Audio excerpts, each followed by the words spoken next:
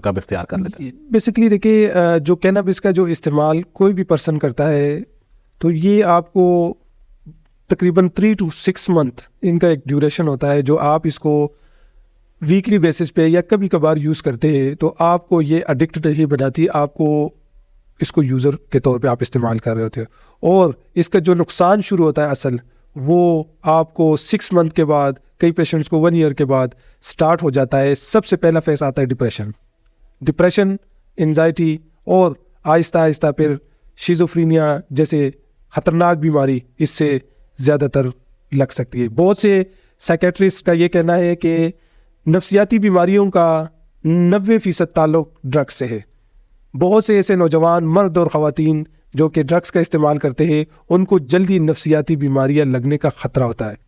10% لوگ ایسے ہوتے ہیں جو کہ کسی قسم کا ڈرگز نہیں استعمال کر رہے ہوتے اور ان کے ساتھ خدا نخواستہ کوئی ایسا حادثہ ہو جاتا ہے جو کہ ان کے برداشت میں نہیں ہوتا, اس وجہ سے وہ ڈپریشن میں جا سکتے ہیں. ڈپریشن سے پھر وہ مختلف نفسیاتی بیماریاں جنم لے سکتی ہیں.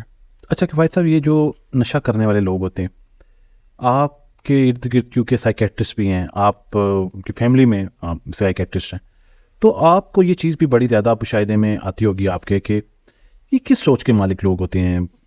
کوئی مطلب نیگیٹو مائنڈ ہوتے ہیں یا ایک عام پازیٹیو سوچ کا بندہ بھی جو ہے وہ نشے کی طرف چلا جاتا ہے؟